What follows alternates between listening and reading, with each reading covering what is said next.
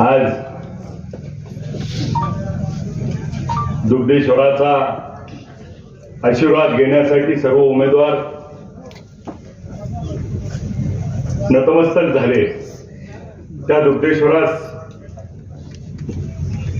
नतमस्तक होतो। या सोलापूर जिल्ह्यातलं ऋषितुल्य नेतृत्व, राज्याचे माजी उपमुख्यमंत्री, ज्येष्ठ नेते विजयसिंह मोहिते पाटील साहेब या जिल्ह्यामध्ये परिवर्तनाची लढाई सुरू केलेली आणि परिवर्तनाची लढाई जिंकून आपल्या माढा लोकसभेचे खासदार झालेले लोकप्रिय खासदार धैर्यशील मोहिते पाटील साहेब आत्ताच ज्यांनी आपल्याला मार्गदर्शन केलं ते राष्ट्रवादी काँग्रेस पक्षाचे जिल्हाध्यक्ष आमचे मार्गदर्शक वसंतनाना देशमुख साहेब, ज्यांनी पहिल्या दिवशीपासून आशीर्वाद दिला ते हबप मधुकरआबा नाईकनवरे, जिल्हाध्यक्ष पल्लवीताई पाटील, दुसऱ्या जिल्हाध्यक्षा वर्षाताई शिंदे, राष्ट्रवादी काँग्रेस पक्षाचे तालुकाध्यक्ष अतुलभाई चव्हाण, DS पाटील सर, दिलीप नाना कोरके, वसंताच्या चव्हाण, डॉक्टर हनुमानजी कपाले, नितीनजी खटके, भारताबा भुसे, विठ्ठल नाना कडलासकर, कांतीलाल बापू गलांडे, मृदुलाताई तळेकर, सर्वच उपस्थित विचारपीठावर उपस्थित असलेले वडीलधारी ज्येष्ठ तरुण सहकारी, सर्व उमेदवार, मायबाप जनता, पत्रकार बंधू, प्रचाराचा शुभारंभ दुग्धेश्वराच्या पावन नगरीतून भैयासाहेब, त्या दुग्धेश्वराची मूर्ती रोज थोडी थोडी थोडी वाढत जाती अशी त्या ठिकाणी आख्यायिका। आणि या दुग्धेश्वराचं दर्शन घेतल्यानंतर नवसाला पावणारा शंभू महादेव सगळ्या इच्छा आकांक्षा पूर्ण करतो। मी ज्या ज्या वेळी आलो त्या त्यावेळी दुग्धेश्वरानं आशीर्वाद दिला आणि दुग्धेश्वराच्या आशीर्वादानं या विठ्ठल सहकारी साखर कारखान्याच्या निवडणुकी देखील निवडणूक लढत असताना, बंद पडलेला कारखाना सुरू करत असताना मायबाप जनतेनं संधी दिली म्हणून बंद पडलेला साखर कारखाना सुरू झाला। जो विठ्ठल सहकारी साखर कारखाना बंद होता म्हणून ऊस जाण्यासाठी लोकांची हळसांड होत होती, तो कारखाना सुरू झाला। मी निवडून यायच्या आधी त्या ठिकाणी 3 लाख गाळप रानात यावर्षी झालं आणि यावर्षी आम्ही महिन्यात 3 लाख गाळप केलं। पहिल्या वर्षी निवडून आलो 7 लाख गाळप झालं होतं, यावर्षी 2.25 महिन्यात 7 लाख गाळप केलं। जो कारखाना सभासदांनी बंद पडला होता तो सुरू करण्याची ऊर्जा दिली, संधी दिली म्हणून त्या ठिकाणी सुरू झाला।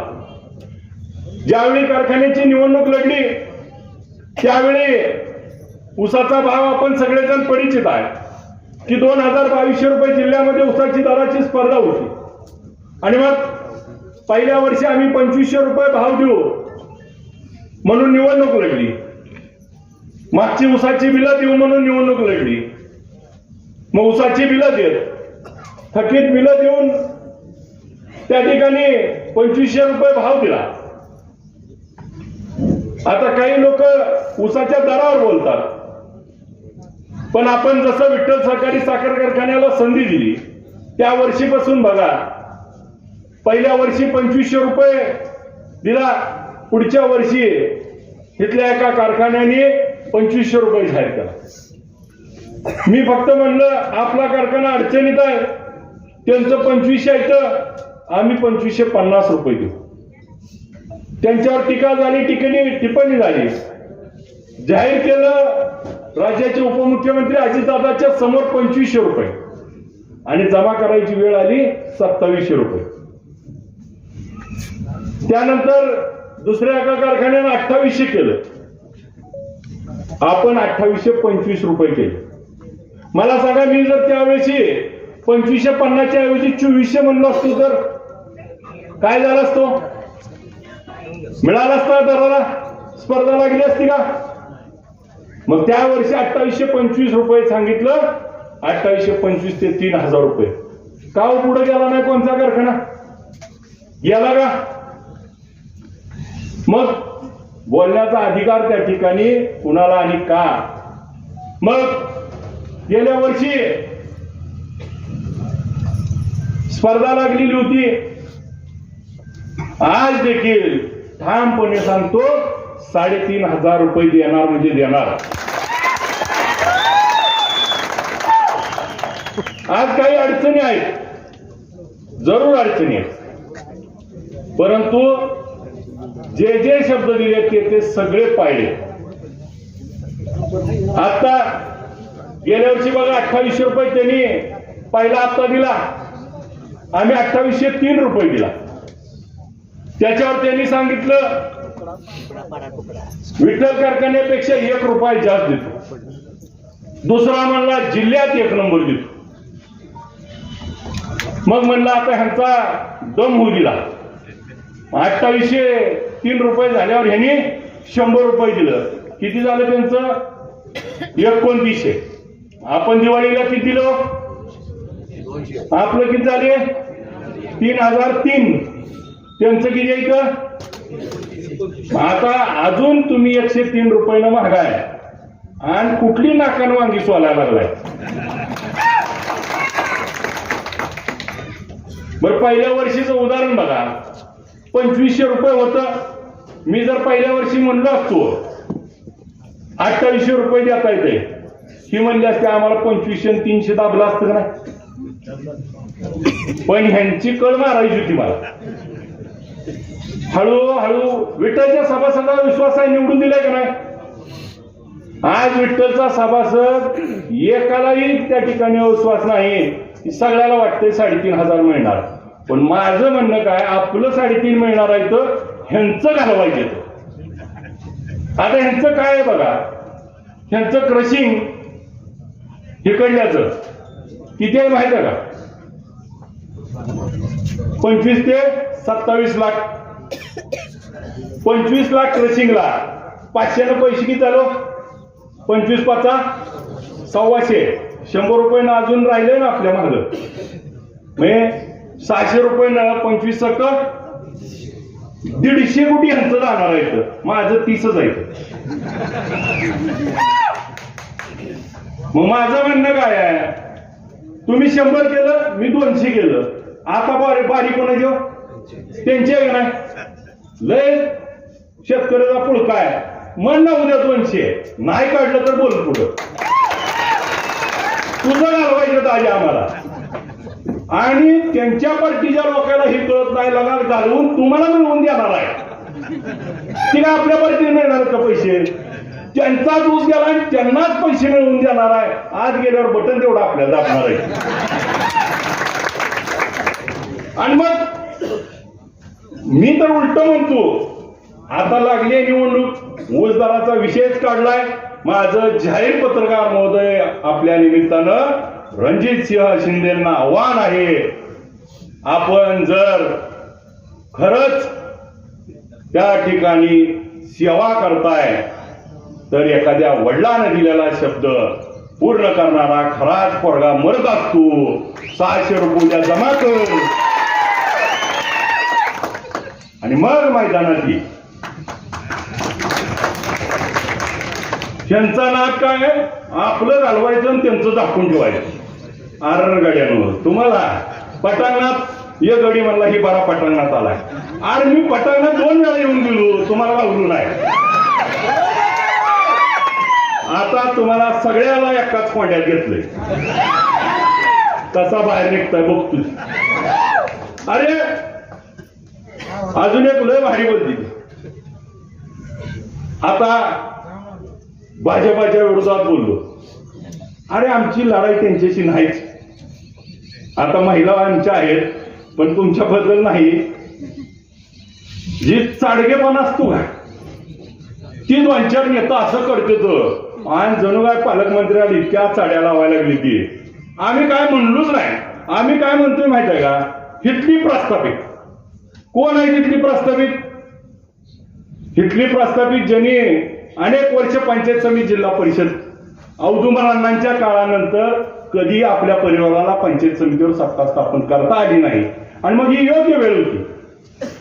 मग ज्यांनी त्या ठिकाणी वर्षाताई आत्ता बोलताना सांगितलं, वर्षाताईंनी गेले 1 वर्ष झालं जसं आरक्षण निघालं तसं ह्यांना घेऊन प्रचार केला, वाखरी गाणा गातात त्या ठिकाणी पिंजून काढला. आणि मग मला सांगा ही निवडणूक कोणाची होती हो? त्यांनी काय केलं, वर्षाताईंना तिकीट द्यायच्या ऐवजी स्वतःच्याच भावाला, भावाच्या बायकोला द्यायला निघाले. आज त्यांचा वापर करून घेतला का नाही, प्रचार करून घेतला आणि पुन्हा घरचा उमेदवार आणला. मला सांगा घरचा उमेदवार आणत असताना त्यांनी जर वर्षाताईंना तिकीट दिलं नाही, राष्ट्रवादी 2-1 होऊन आणि म्हणून मी भाजपमध्ये जातो म्हणलं असतं तर थोडी लाज राहिली असती. आता कशासाठी गेली ती? ह्यांची एवढी राहिली नाही. दादांनी माझ्याकडे पाठवलं. पुन्हा ही एकच बसली असती. एक कारखाना ऐकलाय 40 वर्षांनी देऊन टाकलाय आणि ती गडी सांगतोय आम्हाला. आता साधं वगैरे मैदानात आहे जवळ, कोण कुणाच्या किती दम आहे ही निघणारच आहे. 5 तारखेपासून 7 तारखेला निकाल लागणार आहे. माझं तुम्हाला या निमित्तानं म्हणणं आहे, काय जणू काय ह्यांना इतका पुळका आलाय. पहिले साहेब तुम्हाला एक किस्सा म्हणून सांगतो. 2014ला ह्या कल्याणराव काळे साहेबाचा ह्या अभिजितनं पळून प्रचार करा. कुणाच्या विरोधात केला? शिंदेच्या विरोधात रात्रंदिवस. आणि आता ही जीव तोडून कोणाविरुद्ध बोलती ती? ज्यानं प्रचार केला आणि ज्याच्या विरोध केला त्याच्यासाठी ज्यानं केला त्यावर बोलती. जनाची नाही तर मनाची आहे हो. आणि मग साध्या गोष्टी आहेत त्या. अभिजित पाटील तुमचा कार्यकर्ताच आहे, होता. तुम्हाला नाही आता होता आलं गाव. अभिजित पाटील कार्यकर्ताच आहे, परंतु तो आता या जनतेनं 3,59,000 मताचा प्रतिनिधित्व आहे. आणि त्या ठिकाणी प्रतिनिधी असल्यानंतर एका लोकप्रतिनिधीचं त्या ठिकाणी बोलत असताना आपण तारतम्य पाळलं पाहिजे.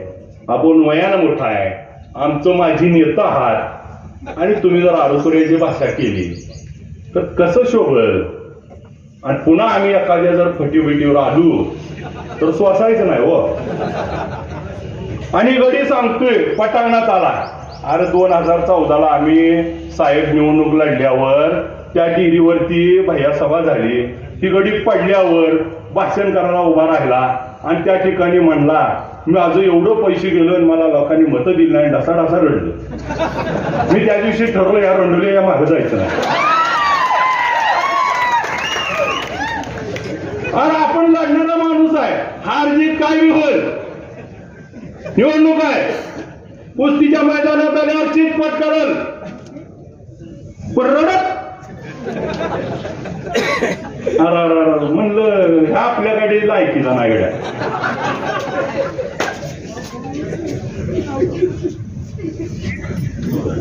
मला या निमित्तानं तुम्हाला एवढीच उद्गार, अपघातानं आमदार झालाय. 30,700 धरली. चुकून आमदार झालाय म्हणलं बाबा, चुकून आमदार झालाय. बरं आता जबर आमदार आहे. ही प्रेम आहे. आज बघा या जिथं आज भाई आपण शुभारंभ करतोय ह्या गावात 1349चं लीड आहे. आणि मग ही गावं ज्यावेळेस आपल्या पाठीशी उभा राहतात निवडणूक लागली कशाची? जिल्हा परिषद पंचायत समितीची. बोलती ती कशावर? कारखान्यावर. माझी त्यांना नम्र विनंती आहे, कुठल्या बी गावात, कुठल्या बी चौकात, कुठं बी समोरासमोर बसू. मागचं जर काढलं तर सगळ्याचा हिशोब आहे. पण माझी विनंती आहे की आपल्या सहकार्यांची निवडणूक आहे. तुम्ही घरातला उमेदवार उभा केला, तिकडचा एक गडी म्हणला होता मुंबईला जाऊ देत नाही, आज तुला तिकीट बी कुठलं मिळू देत नव्हतं. आता कोंड्यात घातलंय. ज्या घरानं शरदचंद्र पवार साहेब, यशवंतराव चव्हाण साहेब, विजयसिंह मोहिते पाटील साहेब यांच्या विचारावर पुरोगामी विचार त्या ठिकाणी जपला आणि आयुष्य त्या ठिकाणी खर्ची घातलं, त्या घरातली ही तिसरी पिढी आज त्या ठिकाणी नेमका काय विचार घेऊन त्या ठिकाणी गेली आहे. आणि मग विचार घेऊन जात असताना, स्वतःचा स्वार्थ साधत असताना जर त्या ठिकाणी माझं आणि माझ्या कुटुंबाचं एवढंच बोलत असेल तर त्या ठिकाणी आपल्याला देखील विचार करायची वेळ आहे.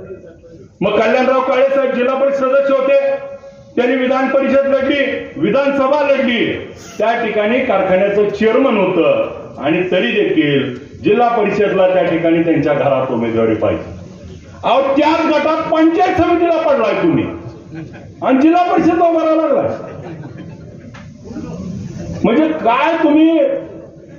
आता खरी निवडणूक आहे की तुम्हाला चांगला इंगा दावणार आहेत ही लोक सगळी. कारण जी भैयासाहेब विधानसभेला तर अशी बोलत होती, आम्हाला कधी कधी वाटायचं आज लय जोरात भाषण केलं. एक जण मला मागणं म्हणायला 10 लाखाची सुपारी आहे, जरा दुसरं जोरात केलंय म्हणायचं आयला 20 लाखावर गेले काही, पुन्हा जरा जोरात गेले कळायचं 50 लाखावर गेले काही. मला तर वाटायचं तिकडून शिंदे रोज हल्ला काय तर पाकिट पाठवायचं, तसं घसा तोडायची, जेवढा घसा तोडल तेवढं मत टाकायची मला लोक. आपण मुळात तुम्हाला सुपाऱ्या वाजवायशिवाय दुसरं काय येतंय? मग साधा विषय आहे, त्या ठिकाणी निवडणूक आहे, निवडणुकीप्रमाणे खेळू. अनेक विषय आता जसं मगाशी वसंतदादांनी सांगितलं, आज जर उमेदवार तपासलं तर इथं ज्यांची पार्टी होती ना त्या पार्टीत उमेदवार नाहीत. आणि अजून एक सांगितलं परवा, आता आमची ताकद वाढली. विधानसभेच्या निवडणुकीतला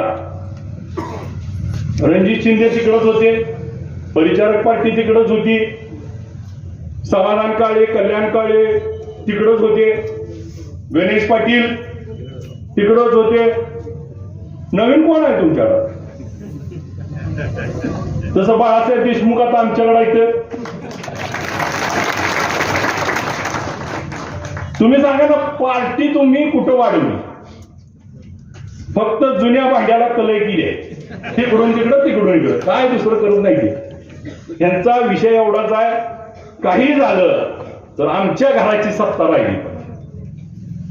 आपण जर बघितलं तर यशवंतभाऊ पाटील साहेब 11 वर्ष जिल्हा परिषद सदस्य, जिल्हा अध्यक्ष होते, 20 वर्ष पंचायत समिती सदस्य होते. बापू 5 वर्ष त्या ठिकाणी जिल्हा परिषद सदस्य होते. भाभी 10 वर्ष होत्या पंचायत समिती आणि जिल्हा परिषद. 45 वर्ष तुम्हाला त्या ठिकाणी या गावानं त्या ठिकाणी स्वीकारलंय. आणि मग भारत बापू तुमच्या जवळचा कार्यकर्ता आज लय जोरात भाषण केलं. एक जण मला मागणं म्हणायला 10 लाखाची सुपारी आहे, जरा दुसरं जोरात केलंय म्हणायचं आयला 20 लाखावर गेले काही, पुन्हा जरा जोरात गेले कळायचं 50 लाखावर गेले काही. मला तर वाटायचं तिकडून शिंदे रोज हल्ला काय तर पाकिट पाठवायचं, तसं घसा तोडायची, जेवढा घसा तोडल तेवढं मत टाकायची मला लोक. आपण मुळात तुम्हाला सुपाऱ्या वाजवायशिवाय दुसरं काय येतंय? मग साधा विषय आहे, त्या ठिकाणी निवडणूक आहे, निवडणुकीप्रमाणे खेळू. अनेक विषय आता जसं मगाशी वसंतदादांनी सांगितलं, आज जर उमेदवार तपासलं तर इथं ज्यांची पार्टी होती ना त्या पार्टीत उमेदवार नाहीत. आणि अजून एक सांगितलं परवा, आता आमची ताकद वाढली. विधानसभेच्या निवडणुकीतला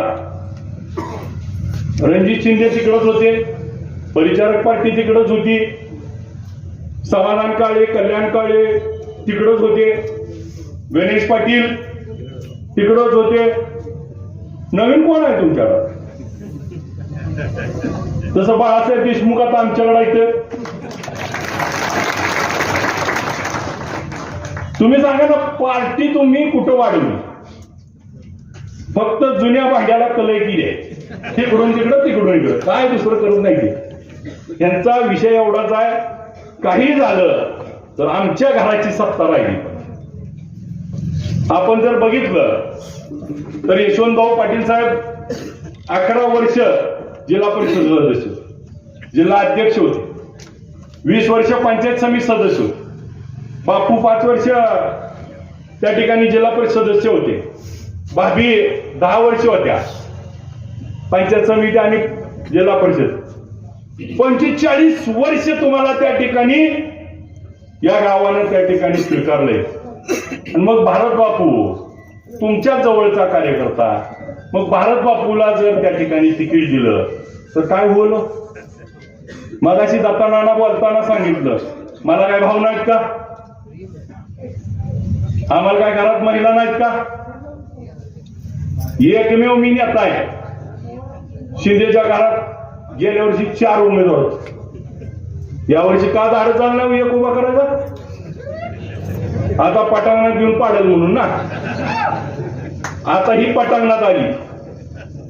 आम्हाला तुम्ही भाभी आदरणीयच आहात, परंतु पोरगा त्या ठिकाणी काय गुणाचा आहे त्याची मात्र पत्न आता त्या ठिकाणी निवडणुकीमध्ये. कारण जिथं जिथं मी भैयासाहेब दादा आम्ही 5-5 हेलपाट घातले, सांगितलं, विनंती केली, पण गडी एवढा तावात होता. आणि माझं जाहीर आव्हान आहे, गड्या आता ना कुणाचा पण करू, माझा तेवढा करू नको. मी आता पौन नदीच्या पलीकडे आहे, तुम्ही निम्या नदीत आहे.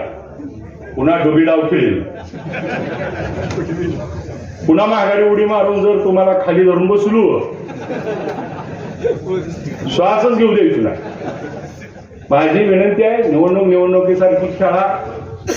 मी मागच्या निवडणुकीत पण वर्षात आल्यानंतर जाहीर माफी मागून तुम्हाला सांगितलं होतं, पण पाना फुटला. आता पण विनंती आहे, व्यक्तिगत टीका करायला जाल तर माझी एवढा झालंच नाही. मग चांगल्याला चांगलं. आमची विनंती आहे, विकासावर बोलू, ऊस दराच्या बाबतीत बोलू, आमची तयारी आहे. मला दुसरा एक गडी मारला, वर्ष झालं काय काम केलं? अरे 15 वर्ष बंद पडलेली आमसभा माड्यामध्ये चालू केली. पंढरपूरची आमसभा बंद पडली होती, 13 तास आमसभा त्या ठिकाणी घेतली. मध्यंतरी पत्रकार महोदय माझ्यावर गिनीज बुक ऑफ मधली रेकॉर्ड मधली काही लोक येऊन भेटून गेली आणि त्याची माहिती घेऊन गेली. आणि आम्ही आता त्या ठिकाणी 13 तास आमसभा झाली असं कुठं रेकॉर्ड आहे का देशात तपासायला लागले. आणि जर त्या ठिकाणी आपल्यापेक्षा जास्त कोणी घेतले असेल किंवा नसेल तर त्याची माहिती 6 महिन्यात आम्ही गोळा करू. आणि आतापर्यंतच्या माहितीनुसार आपणच एकमेव की 13 तास त्या ठिकाणी आमसभा घेणार आहे. आणि मग काय काम केलं तर दर 3 महिन्याला त्या ठिकाणी आम्ही बीएलसीची मीटिंग घेतो.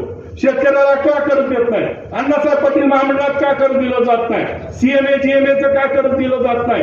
याबाबत पाठपुरावा करतो. मग पीडब्ल्यूडी असेल, त्या ठिकाणी सार्वजनिक बांधकाम असेल, पाटबंधारे असेल, पाण्याच्या बाबतीतलं नियोजन करायची जबाबदारी असेल, त्या ठिकाणी त्याच्यावरती आम्ही काम करत असताना आज रस्त्याच्या कामाच्या अनेक त्या ठिकाणी योजना पुढे घेत असताना विधानसभेमध्ये तुम्ही निवडून दिले, विधानसभेचा आमदार म्हणून ज्या ज्या वेळी त्या ठिकाणी विधानसभेचं अधिवेशन आलं एकही दिवस गैरहजर न राहणारा आमदार म्हणून मी काम करतोय. आणि ज्या दिवशी विधानसभेत जातो त्या दिवशी बोलल्याशिवाय त्या ठिकाणी येत नाही. आणि बघा जे जे म्हणून प्रश्न आहे आपल्या भागातला त्या ठिकाणी दुधाचा भेसळीचा प्रश्न होता त्या ठिकाणी आम्ही लावून धरला. MPD लागला, आज दूध भेसळल्यावरती मोठं काम करण्याचं संधी मिळाली. आज मार्केट कमिट्या प्रायव्हेट केल्या जाणार आहेत, त्या विधायकावर बोलण्याचं काम केलं. शिक्षकाच्या TET बाबत बोलण्याचं काम केलं. वकील संरक्षण कायद्यावरती बोलण्याचं काम केलं. त्या ठिकाणी जिल्हा परिषद निवडणुका झाल्या पाहिजे त्या संदर्भात भूमिका मांडली. पंढरपूरच्या दूषित पाण्यावरती भूमिका मांडली. पंढरपूरच्या दर्शन रांगेत होत असलेल्या त्या ठिकाणी चुकीच्या गोष्टीवरती भूमिका मांडली. चांगल्याला चांगलं, वारी चांगली झाली त्याचं देखील अभिनंदन आम्ही केलं. आणि मग चांगल्याला चांगलं म्हणण्याचं आणि त्या ठिकाणी संविधानिक पदावरती बसल्यानंतर त्या प्रत्येक कामाच्या सहभाग घेत असताना माझ्यासारखा कार्यकर्ता ज्या ठिकाणी माझ्या घरात ग्रामपंचायत सदस्य नव्हता त्या ठिकाणी मला चेअरमन केलं, आमदार केलं. आज मला तुम्ही मतदारसंघाने त्या ठिकाणी आशीर्वादानं निवडून दिलं म्हणून या राज्यातलं सर्वोच्च पद असणारं विधानसभेच्या अध्यक्षपदाच्या खुर्चीवर देखील आपल्यामुळे बसायला मिळालं. आणि मग तुम्हाला संधी मिळाली होती, जी संधी मिळाली तिथं तुम्हाला काम करता आलं का? मला जी संधी मिळाली ती त्या ठिकाणी काम करण्याचं काम केलं. एक साधं उदाहरण सांगतो. आतापर्यंत राज्यामध्ये कुठेही जे आपल्याकडं महाई सेवा केंद्र चालवतात त्यांची मिटिंग कुणी घेतली नव्हती, त्यांच्या अडचणी समजून घेतल्या नव्हत्या. अनेक प्रश्न, अनेक अडचणी आहेत, त्या सगळ्या प्रश्न समजून घेऊन त्यांच्या सोबत राहण्याचं काम करतोय. मग प्रत्येक प्रश्नावरती प्रत्येक सोमवार मंगळवार जी असेल एक ना एक दिवस त्या ठिकाणी काम करायची भूमिका घेतली. आज आपल्या ज्या ठिकाणी आपण दुग्धेश्वराचं नाळ फोडला, आपण त्या दुग्धेश्वरा मंदिराला अनेक वर्षापासून मागणी होती. ब वर्ग दर्जा त्या ठिकाणी आपण इथं दिला. या गावच्या ग्रामपंचायत ऑफिसाला 25 लाख रुपये नवीन दिलं. अशी अनेक काम आहेत. मग इथं जे म्हणून आपल्याला करता आलं ते करण्याची भूमिका या ठिकाणी बजावली. आणि मग या सगळ्या भूमिका बजावत असताना आज मात्र विकास कामावरती बोलण्यापेक्षा आणि मग ही सांगते ती काय निधीचं. आज मला या निमित्तानं आपल्याला सांगायचंय, निधी आणायचा आहे म्हणते ती. निधी कुठनं आणणार आहे? मी एक गोष्ट सांगतो. काही जणांनी सांगितलं विरोधी पक्षात आहे. विरोधी पक्षात असलेला जरी आमदार असला आणि त्या ठिकाणी काम करत असला तरी बघा ज्याचं काम बोलतं त्याला काय असतं. मी एक साधं उदाहरण सांगतो. आपल्या इथं शक्तीपीठ व्हायला लागला होता. बार्शीवरनं मोहोळवरनं पंढरपूर सांगोला मार्गे चालला होता. मी अधिवेशनात 2 वेळा प्रश्न विचारला याच्यावरती की हा शक्तीपीठ त्या ठिकाणी रत्नागिरी कोल्हापूर रस्त्याला पॅरलल होणार आहे आणि हा या रस्त्यावर वाहतूक नाही.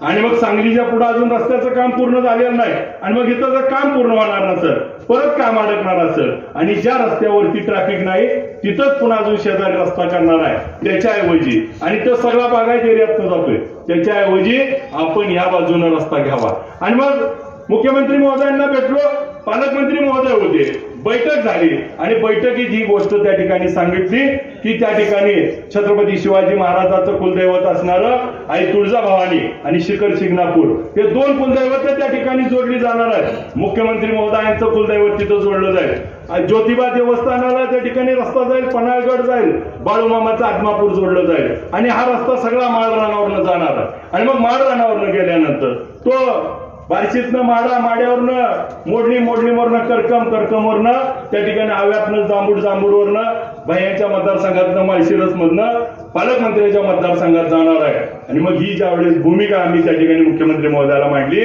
आणि मुख्यमंत्री महोदयांना सांगितलं विकसित भागात विकास करण्यापेक्षा अविकसित भागामध्ये विकास झाला पाहिजे. आणि हा रस्ता जर या माळरानावरून गेला तर या बाजूला या गावामध्ये मेंढापूरमध्ये भैया आपल्याला MIDC करायची आहे. आणि मग आपल्या हाकेवरनं रस्ता जाणार आहे. त्या MIDCला मोडली MIDCचं अधिसूचना निघाली आहे. माड्याच्या पलीकडे एक MIDC करायची आहे, आपल्याला माळशिरसमध्ये एक करायची आहे, पालकमंत्र्यांनी मसवडमध्ये एक करतायत. आणि मग त्या माळरानावर केल्या तर 5-6 MIDC होतील आणि मोठे उद्योग येतील. इथल्या तरुणांना रोजगार मिळेल, तिथले तरुण त्या ठिकाणी उद्योग व्यवसाय टाकतील आणि आपल्या भागाची त्या ठिकाणी एक वेगळ्या औद्योगिक क्रांतीमध्ये बदल होईल. ही मुख्यमंत्र्यांना त्या ठिकाणी मीटिंगमध्ये त्या बोलल्यानंतर मुख्यमंत्री महोदयांना ही गोष्ट पटली. आणि मग मुख्यमंत्री महोदयांनी त्याच्यावरती दुसरा आराखडा करायला सांगितला. दुसरा आराखडा झाला आणि मुख्यमंत्री महोदयांनी विधानसभेमध्ये पालकमंत्री आणि माझं नाव घेऊन त्या ठिकाणी सांगितलं की आपण इकडून रस्ता आता इकडून बदलतोय. आणि काय गडी म्हणायला लागलं, आम्ही मागणी केली, त्यांना माहित बी नाही. माझी विनंती आहे, मागणी केली, मंजूर केली कोणी? मुख्यमंत्री महोदयांनी म्हणले का यांचं पत्र आलतं म्हणून मी मंजूर केला. माझी विनंती आहे की हा मुख्यमंत्री महोदयांनी 300 किलोमीटर रस्त्याची त्या ठिकाणी लाईन बदलली. आज काय जणांना वाटते ह्यात काय होणार आहे? एक साधं उदाहरण सांग. पत्रकार बंधू आहेत. पत्रकार बंधू, आपण दगडी पुलाच्या शेजारी एक पूल आहे, त्या पुलावरनं सोलापूरकडे निघाल्यावर एक वळण आहे बघा, एक वळण आहे. उजव्या बाजूला 65 एकर जमीन आहे भैया, डाव्या बाजूला दोन्हीकडे शासनाची जमीन आहे आणि वळण केलंय. ती जर रस्ता सरळ केला असता त्या वळणात 58 लोकांचा जीव गेला. एक रस्त्याला एक वळण चुकलं, 58 लोक गेली. 300 किलोमीटर रस्ता चुकला असता तर पुढची पिढी बर्बाद झाली असती. म्हणून त्या ठिकाणी लोकप्रतिनिधी म्हणून विधानसभेमध्ये आवाज उचलला आणि विधानसभेत आवाज उचलल्यानंतर काय होतं? आपल्या मतदारसंघातनं 90 किलोमीटर रस्ता जातो. 1 किलोमीटरचा खर्च आहे 100 कोटी रुपये. 90 गुणिले 100 किती झालं? 9,000 कोटी रुपये त्या ठिकाणी मतदारसंघात येत आहेत आणि 150 आणि 10 20 कोटी लाखात बोलतील.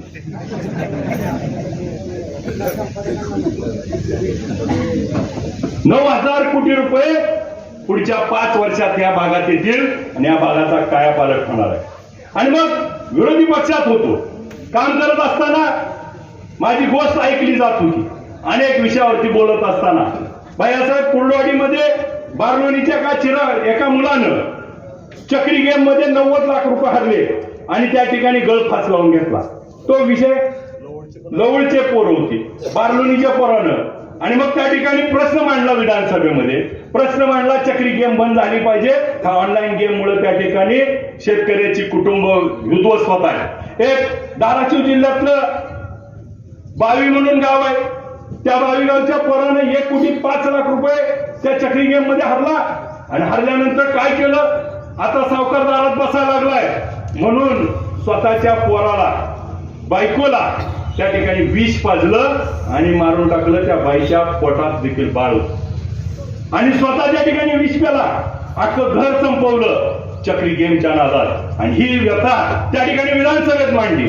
स्वतः मुख्यमंत्र्यांनी उठवून उत्तर दिलं की त्या ठिकाणी आम्ही त्याच्यावर बंदी आणू आणि ती केंद्र सरकारचा अधिकार आहे. आणि मग त्या बंदीच्या बाबतीमध्ये मुख्यमंत्र्याला मी दुसरा विषय मांडला की या देशातले क्रिकेटर असतील, हिरो हिरोईन असतील, ही लोक ह्याची जाहिरात करतात म्हणून ही लोक बोलतात, तर ती जाहिरात बंद झाली पाहिजे. मुख्यमंत्र्यांनी विधानसभेतच उठून सांगितलं की जाहिरात तात्काळ बंद केली जाईल आणि लोकसभेमध्ये हा कायदा पारित केला जाईल. विधानसभेत विचारलेला प्रश्न लोकसभेत कायदा पारित होऊन ह्या चक्री गेम आणि असल्या भूलथापायाच्या गेम बंद झाल्या. आणि मग एका लोकप्रतिनिधीने मांडल्यानंतर कितीपर्यंत परिणाम जातो आणि मग कितीतरी गोरगरिबाची घरं उद्ध्वस्त होणारी राहतात. म्हणून तुमचा आमदार बोलला पाहिजे, विधानसभेमध्ये आवाज उठवला पाहिजे. म्हणून मला त्या ठिकाणी काम करायची संधी मिळाली. आतापर्यंत म्हणायची ह्याला निधीच नाही, आता कसा देणार आहे? आता तिजोरीच्या चाव्याच आजीचा दगडायच्या. आता कसं? आणि मग 2 राष्ट्रवादी काँग्रेस एक होण्यापेक्षा 2 परिवार पवार कुटुंब एकत्र व्हावं ही माझ्यासारख्या सामान्य कार्यकर्त्याला वाटणारी भावना मी अनेक वेळा त्या ठिकाणी बोलून दाखवली. आणि याला आता त्या ठिकाणी दोन्ही पवार कुटुंब एकत्र आले, त्यामुळे दोन्ही राष्ट्रवादी एकत्र आल्या. आणि मग संधी होती बाळासाहेब की मागचं झालं गेलं विसरून जावा. 2 राष्ट्रवादी एक झाल्या. त्या कल्याणराव काळे साहेबांनी मोठ्या मनानं म्हणलं असतं की आता अभिजित आपण मिळून करू. आम्ही म्हणलं असतं चेअरमन साहेब तुम्हीच आमचं नेतं. पण मला वाटायला लागलं आयला माझं नशीब किती मोठं आहे, ही जिकडं जाईल तिकडं पडतंय, माझ्याकडनं गेलो बरं झालं. आता जिथं गेले त्याचं काय खरं नाही रे बाबांनो. पालकमंत्री महोदय जपून राहावं, काय नाही तर ती लय अपशकुनी आहे. माझी विनंती आहे निवडणूक विकास कामावर बोलू. विधानसभेमध्ये मांडलेले प्रश्न असतील, उद्या जिल्हा परिषद पंचायत समितीमध्ये आपण विकास कामं काय करणार आहे ह्याच्यावर बोलू. उद्याचा विकासाचा आराखडा बनवू. पंचायत समितीचं कामकाज कसं चालेल याच्यावरती बोलू, पंचायत राजमध्ये आपल्याला ज्या पद्धतीने काम करायचं त्याच्यावर बोलू. माझ्या महिला भगिनींना जे 50% आरक्षण शरदचंद्र पवार साहेबांनी दिलंय त्या आरक्षणावरती बोलू. ह्या माझ्या भगिनींना त्या ठिकाणी स्वयंपूर्ण करू, उद्याचा विकासाचा गाडा त्यांच्या हातात देऊ. आणि मग मगाशी बघा अमोलदादाची आमची कन्या श्रद्धा 22 वर्षाची उच्च शिक्षित मुलगी, त्या ठिकाणी तिच्यासारख्या तरुणीला आम्ही संधी देण्याचं काम केलंय. आणि मग दुसऱ्या बाजूला त्या अमोलदादा घरातला ग्रामपंचायत सदस्य नाही, परंतु त्या आमच्या भगिनीला माझ्या लेकीला त्या ठिकाणी संधी देण्याचं काम आम्ही केलंय. आणि मग आम्हाला जे जे नवीन काम करणार ज्याच्यात स्पार्क आहे, जे त्या ठिकाणी पुढे येऊन या लोकांची सेवा करतील अशांना काम करण्याची आम्ही संधी या ठिकाणी देतोय. मी या निमित्तानं आज आपल्याला पत्रकार बंधूंना देखील एक विनंती करायची की आज आम्ही प्रचाराचा शुभारंभ केलाय, परंतु जिथं आमच्या लढाईच्या पक्क्या झाल्या तिथं त्या ठिकाणी शुभारंभ झालाय. आता आमचे बोलणं चालू आहे.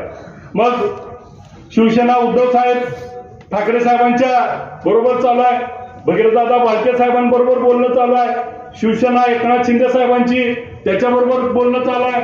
आम्ही आमच्या सोबत असलेले काँग्रेस अशा सगळ्यांशी बोलणं करून 27 तारखेपर्यंत आम्ही मागे पुढे सरकून त्या ठिकाणी एकत्र लढण्याची भूमिका आम्ही घेऊन जातोय. आज 8 जिल्हा परिषद मध्ये 8 उमेदवार आणि 16 पंचायत समितीमध्ये 16 त्या ठिकाणी अर्ज आम्ही भरून ठेवलेत. आणि मग आमच्या सगळ्या उमेदवाराला त्या पद्धतीने आम्ही भूमिका घेतली. उद्या जर आपल्या काही गट गण आपल्याला त्यांना सोडावं लागले तर सोडून आम्ही एकसंघ लढण्याची भूमिका पुढच्या काळात घेणार आहे. आणि त्याच दिशेनं आम्ही पुढच्या काळामध्ये काम करू. ज्या लोकांना बाजूला ठेवायचंय त्यांना बाजूला ठेवत पुढच्या काळात आपण काम करूया. मी